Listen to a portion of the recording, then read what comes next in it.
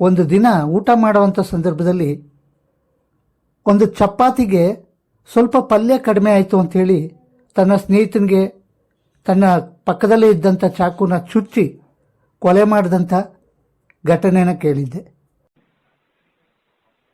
ನೀವೀಗ ಕೇಳುತ್ತಿದ್ದೀರಾ ಮಾಹಿತಿ ಖಜಾನೆಯ ಕಾರ್ಯಕ್ರಮಗಳನ್ನು. ಕೇಳಿ ಅಂತರಾಳ. ಮಧುರವಾದ ನೆನಪುಗಳು ಈ ಕಾರ್ಯಕ್ರಮ ಸರಣಿಯಲ್ಲಿ. ನೀವು ಕೇಳಿ, ನಿಮ್ಮ ಪ್ರೀತಿ ಪಾತ್ರರೊಂದಿಗೆ ಹಂಚಿಕೊಳ್ಳಿ. ಕೇಳಿ ಅಂತರಾಳ. ಅಂತರಾಳ. ಅಂತರಾಳ.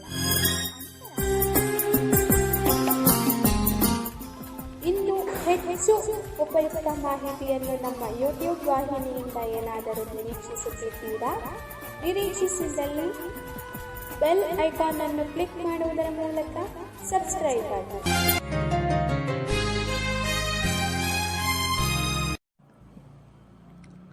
ನಮಸ್ತೆ, ಮಾಹಿತಿ ಖಜಾನೆ ಯೂಟ್ಯೂಬ್ ಚಾನಲ್.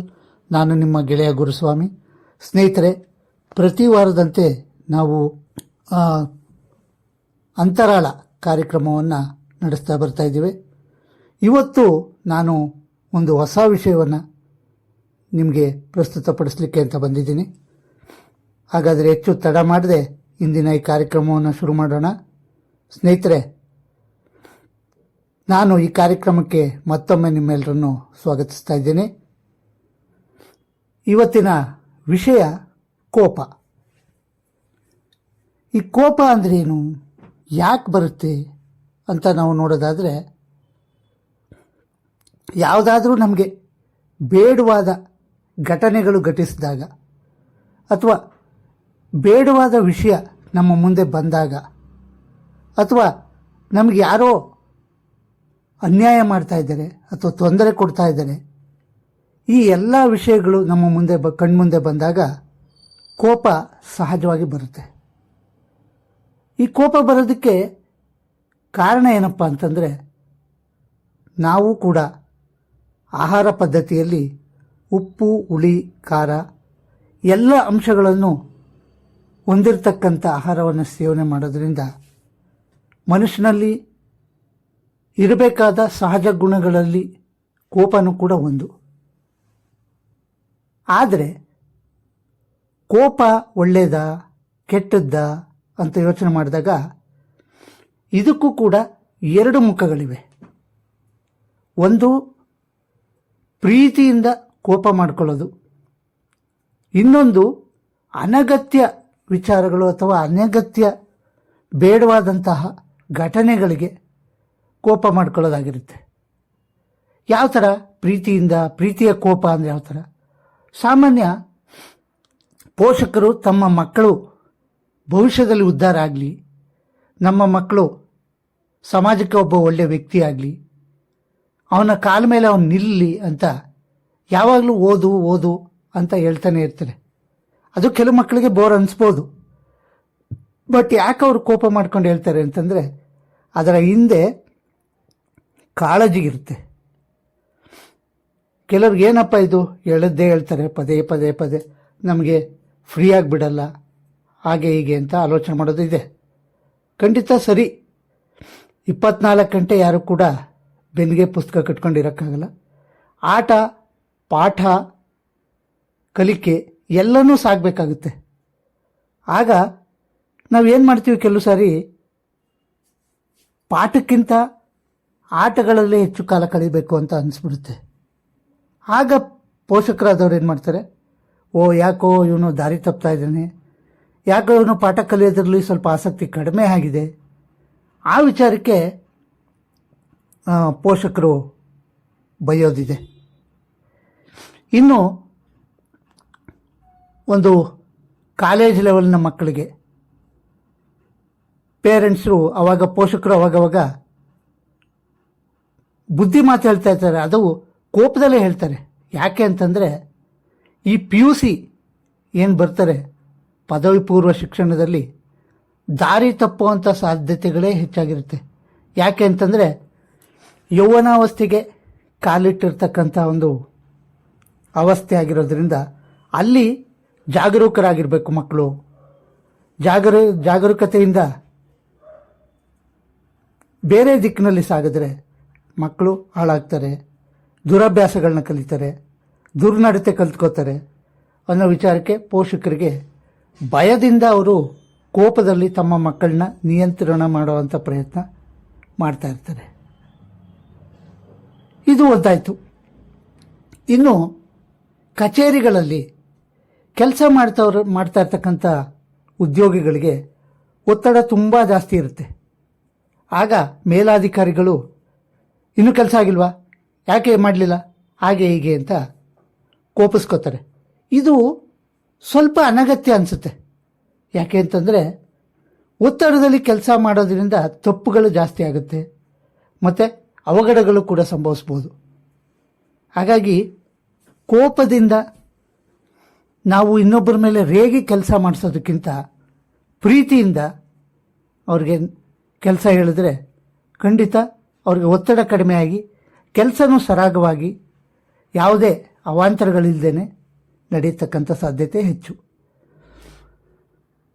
ಮತ್ತು ಇನ್ನು ಕೆಲವು ಕಡೆ ಏನಾಗುತ್ತೆ, ಬಸ್ನಲ್ಲಿ ಯಾರೋ ತಪ್ಪಿ ನಮ್ಮ ಸೀಟ್ನಲ್ಲಿ ಕೂತ್ಕೊಂಡ್ರು, ಅಥವಾ ರಶ್ ಆಗಿ ನಿಂತಿರ್ಬೇಕಾದ್ರೆ ಯಾರಿಗೋ ಟಚ್ ಆದ ತಕ್ಷಣ ಏಯ್ ನನ್ನ ಮೇಲೆ ಯಾಕೆ ಬಿದ್ದೆ, ಹಾಗೆ ಹೀಗೆ ನನ್ನ ಸೀಟ್ ಯಾಕೆ ಇಟ್ಕೊಂಡು ಕೂತೆ, ಈ ಥರ ಸಡನ್ನಾಗಿ ತಕ್ಷಣಕ್ಕೆ ಬರೋವಂಥ ಮುಂಗೋಪ ಇದೆಯಲ್ಲ, ಇದು ಕೆಲವು ಸರಿ ಅನಾಹುತ ಸೃಷ್ಟಿ ಮಾಡಿಬಿಡುತ್ತೆ.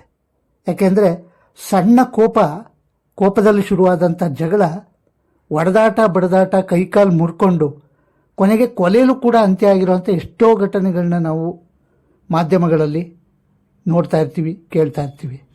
ಹಾಗಾಗಿ ಸಣ್ಣ ಪುಟ್ಟ ವಿಚಾರಗಳಿಗೆ ಕೋಪ ಮಾಡಿಕೊಳ್ಳೋ ಬದಲು ಒಂದು ಸಣ್ಣ ಆಲೋಚನೆ, ಏನೋ ಪಾಪ ಗೊತ್ತಾಗ್ಲಿಲ್ವೇನೋ ಈ ಥರ ಮಾಡಿಬಿಟ್ಟ, ಏನೋ ಅವನಿಗೆ ಸಮಸ್ಯೆ ಆಗಿತ್ತೇನೋ ಇಂತಹ ಕೆಲಸ ಮಾಡಿಬಿಟ್ಟ ಅಂತ ಸ್ವಲ್ಪ ನಾವು ತಾಳ್ಮೆ ತಗೊಂಡ್ರೆ ಖಂಡಿತ ಅಂತಹ ಅನಗತ್ಯ ಕೋಪಗಳಿಗೆ ನಾವು ಬ್ರೇಕ್ ಹಾಕ್ಬೋದು. ಇಲ್ಲದೇ ಇದ್ರೆ ಏನಾಗುತ್ತೆ, ಕೋಪ ಜಾಸ್ತಿ ಆದಷ್ಟು ನಮ್ಮ BP ಅಂದರೆ ಬ್ಲಡ್ ಪ್ರೆಷರ್, ರಕ್ತದ ಒತ್ತಡ ಜಾಸ್ತಿಯಾಗಿ ಅದು ಹೈ BP ಯಿಂದ ಕಿಡ್ನಿಗಳಿಗೆ ಮತ್ತು ದೇಹದ ಇತರೆ ಭಾಗಗಳಿಗೆ ಕಷ್ಟ ಆಗ್ತಕ್ಕಂಥ ಸಾಧ್ಯತೆ ಇರುತ್ತೆ. ಹಾಗಾಗಿ ನಾವು ಒಂದು ಒಳ್ಳೆಯ ವಾತಾವರಣದಲ್ಲಿ ಇರಬೇಕು. ನಾವಿರ್ತಕ್ಕಂಥ ವಾತಾವರಣವನ್ನು ಅದ್ಭುತವಾಗಿ ಮಾಡ್ಕೋಬೇಕು, ಅದು ನಮ್ಮ ಕೈಲೇ ಇರುತ್ತೆ. ಯಾಕೆ ಅಂತಂದರೆ ಉತ್ತಮ ವಾತಾವರಣದಲ್ಲಿ ಉತ್ತಮ ಕೆಲಸಗಳು ಆಗುತ್ತೆ ಅನ್ನೋ ನಂಬಿಕೆ ವಿಶ್ವವ್ಯಾಪಿಯಾದದ್ದು. ಅಂತಹ ನಂಬಿಕೆಯನ್ನು ಇಟ್ಕೊಂಡು ನಾವು ಬದುಕಬೇಕು ಹೊರತು ಕೋಪೋದ್ರೇಕದಲ್ಲಿ ಮಾಡಬಾರದ ಕೆಲಸನ ಮಾಡಿ. ಕೆಲವರಂತೂ ಮೇಲಧಿಕಾರಿಗಳು ಅಥವಾ ರಾಜಕಾರಣಿಗಳೇ ಇರ್ಬೋದು, ಇವ್ರೇನು ಮಾಡಿಬಿಡ್ತಾರೆ, ತಮ್ಮ ಕೆಳವರ್ಗದವ್ರು ಏನೇ ಒಂದು ಸಣ್ಣ ತಪ್ಪು ಮಾಡಿಬಿಟ್ರು ಕೂಡ ತೆಗೆದು ಕೆನ್ನೆಗೆ ಬಾರಿಸ್ಬಿಡ್ತಾರೆ. ಅದು ಮೃಗೀಯ ನಡವಳಿಕೆ ಅಂತ ಹೇಳ್ಬೋದು. ಯಾಕೆಂದರೆ ಪ್ರಾಣಿಗಳು ಮಾತ್ರ ಅಂಥ ಕೆಲಸ ಮಾಡೋಕ್ಕೆ ಸಾಧ್ಯ, ಆದರೆ ಮನುಷ್ಯರಾದವ್ರು ನಾವು ಅಂತಹ ಕೆಲಸಗಳಿಗೆ ಕೈ ಹಾಕಬಾರ್ದು. ನೌಕರರು ಯಾರೇ ಇರಲಿ, ಎಷ್ಟೇ ಕೆಳಮಟ್ಟದ ನೌಕರರಿರಲಿ, ಅವ್ರನ್ನೂ ಕೂಡ ನಾವು ಒಂದೇ ಅಂತ ಭಾವಿಸ್ಬೇಕು, ಅವ್ರನ್ನೂ ಕೂಡ ಉತ್ತಮ ರೀತಿಯಲ್ಲಿ ನಡೆಸ್ಕೋಬೇಕು. ಹಾಗೆ ನಾನು ಒಂದು ಘಟನೆ ಕೇಳಿದ್ದೆ. ಯಾರೋ ಒಂದಷ್ಟು ಜನ ಸ್ನೇಹಿತರು ಒಂದು ರೂಮ್ನ ಬಾಡಿಗೆಗೆ ತಗೊಂಡು ಬದುಕ್ತಾ ಇದ್ರು.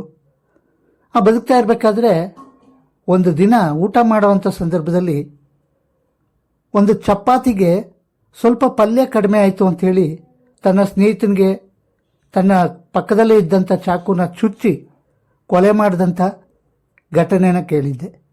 ಇದು ನನಗೆ ಭಾಳ ಆಶ್ಚರ್ಯ ತಂತು. ಕೇವಲ ಒಂದು ಪಲ್ಯದ ವಿಚಾರಕ್ಕೆ ಕೊಲೆ ಆಗಿದೆ ಅಂತಂದರೆ ಯಾವ ಥರ ಇರಬೇಕು ಅಂತ ನಮಗೆ ಗೊತ್ತಾಗುತ್ತೆ. ಇನ್ನು ನಾವು ಇನ್ನೊಂದು ಸ್ವಲ್ಪ ಹಿಂದೆ ಹೋದರೆ ದೂರ್ವಾಸ ಮುನಿಗಳು, ಕೋಪ ಅಂತಂದರೆ ನಮಗೆ ಉದಾಹರಣೆಗೆ ಸಿಕ್ಕೋರು ಅಂತಂದರೆ ದೂರ್ವಾಸ ಮುನಿಗಳು, ಅವರ ಶಾಪದಿಂದ ಶಾಕುಂತಲೆ ದುಷ್ಯಂತ ಶಾಕುಂತಲೆಯನ್ನು ಮರೆತು ಒಂದು ಅಭಿಜ್ಞಾನ ಉಂಗುರ ಏನಿರುತ್ತೆ ಅದು ಬಿದ್ದೋಗಿ ಕೊನೆಗೆ ಅದು ಯಾವಾಗ ಮರಳಿ ಸಿಗುತ್ತೋ ಆವಾಗ ಶಾಪ ವಿಮೋಚನೆ ಆಗುತ್ತೆ. ಅದೊಂದು ಕಡೆ ಆಯಿತು. ಇನ್ನೊಂದು ನಾವು ಉದಾಹರಣೆ ತಗೊಳ್ಳೋದಾದರೆ ಜಮದಗ್ನಿ ಕೂಡ ಭಾಳ ಕೋಪಿಷ್ಠರು. ಅವರು ತಮ್ಮ ಪತ್ನಿಯನ್ನೇ ಕೊಲ್ಲಬೇಕು ಅಂತ ಪರಶುರಾಮ ತನ್ನ ಮಗ ಪರಶುರಾಮನಿಗೆ ಆಜ್ಞೆ ಮಾಡ್ತಾರೆ.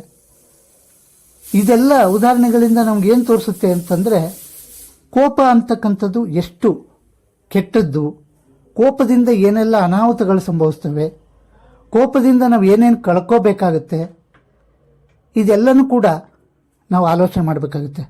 ಇನ್ನು ಆಸ್ತಿ ಅಂತಸ್ತು ವಿಚಾರಗಳಿಗೆ ಬಂದಾಗ ಅಣ್ಣ ತಮ್ಮಂದರು ಮಾತುಕತೆಗಳ ಮೂಲಕ ಬಗೆಹರಿಸ್ಕೋಬೇಕಾದಂಥ ವಿಚಾರವನ್ನು ಕೋಪೋದ್ರೇಕಕ್ಕೊಳಗಾಗಿ ಬಡದಾಡ್ಕೊಂಡು ಒಬ್ರಿಗೊಬ್ರು